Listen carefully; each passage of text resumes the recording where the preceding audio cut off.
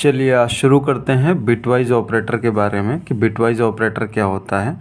तो bitwise operator basically जो काम करता है वो इंडिविजुअल बिट पे काम करता है, जो इंडिविजुअल बिट होती है उस पे काम करता है।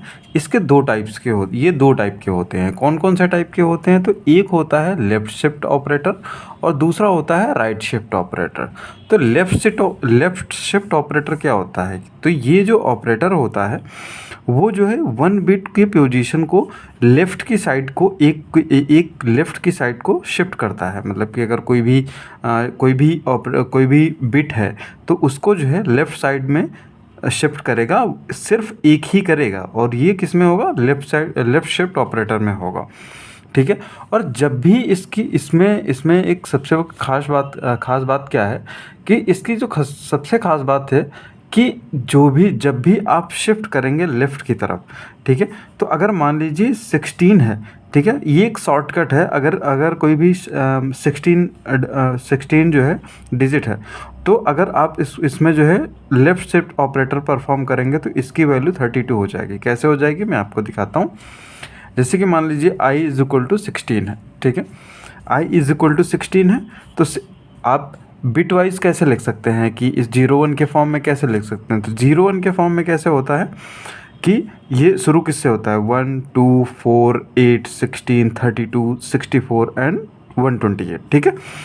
तो इसमें क्या होता है कि जैसे कि अब 8 है, 16 ये है, तो 16 के सामने 1 हो गया।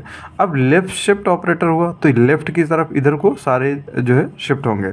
तो ये जो 0 है इधर आ गया, 64 का जो है 128 के नीचे आ गया और जो 32 का था वो 64 के नीचे आ गया। 61 वाला जो है वो 32 के नीचे आ गया। तो इसकी जो वैल्यू है आई की वैल्यू कितनी होगी? 32। वैसे ही राइट शिफ्ट ऑपरेटर जो होता है वैसे सेम इसमें काम करता है कि जो राइट शिफ्ट ऑपरेटर होता है वो राइट की तरफ जो है 1 शिफ्ट हो जाता है। तो ये इसमें भी in this operator bit shift towards right side by 1, ठीक है, एक ही जो है इसमें जो है राइट साइड की तरफ शिफ्ट होगा, ठीक है। और उसके बाद व्हेन इसमें जैसे उसमें जो है लेफ़्ट में शिफ्ट करते थे तो उसमें क्या होता है? डिजिट डबल हो जाती थी। तो अगर राइट में शिफ्ट करेंगे ना तो डिजिट बाई 2, यानी कि ये जो है इसकी हाफ हो जाएगी। जैसे कि 12 है तो 12 का हाफ कितना हो जाएगा? ये हो जाएगा 6। ये एक शॉर्टकट है। और ऐसे आप देखिए कि जैसे 1 2 4 8 16 32 64, ठीक है। तो इसमें 12 कैसे लिखेंगे? 12 तो यहाँ पे कहीं है नहीं, तो 8 + 4 इसके नीचे हम 1 1 लिख देंगे तो ये हो जाएगा 12, ठीक है, ये हो जाएगा 12। इसमें अगर राइट शिफ्ट करेंगे तो ये वाला 0 जो है ये राइट में शिफ्ट होगा, 2 वाला जो है वो 1 के नीचे आएगा, 4 वाला 2 के नीचे और 8 वाला 4 के नीचे। तो 8 वाला 4 के नीचे और 4 वाला 2 के नीचे, तो कितना हुआ? 4 + 2 = 6। तो ये वैल्यू जो हुई ये हुई आई की वैल्यू, ठीक है।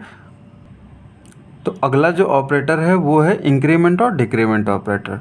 तो इंक्रीमेंट और डिक्रीमेंट ऑपरेटर कैसे काम करता है? ये या तो इंक्रीज बाय 1 होगा या डिक्रीज बाय 1 होगा। तो इसमें भी दो प्रकार के होते हैं, pre increment and post increment. Pre increment और डिक्रीमेंट, पोस्ट इंक्रीमेंट और डिक्रीमेंट, ठीक है। तो प्री इंक्रीमेंट में क्या होता है कि प्री इंक्रीमेंट जो है 1 वैल्यू जो है इसमें जो है बढ़ेगी, बट वो कब बढ़ेगी? जब वैल्यू प्रिंट हो जाएगी। प्रिंट होने के बाद उसकी वैल्यू जो है कितनी हो जाएगी? वो हो जाएगी 11। अगर वो जो है 1 से बढ़ जाएगी, जितनी भी वैल्यू होगी वो 1 से बढ़ जाएगी। जैसे कि परफॉर्म असाइनमेंट करस्पॉन्ड डेस्टिनेशन, यानी कि इंट i1 = 10 है, तो इसमें प्री इंक्रीमेंट हुआ तो यानी प्रिंट होने से पहले जो है इसकी वैल्यू जो है बढ़ के कितनी हो जाएगी? 11।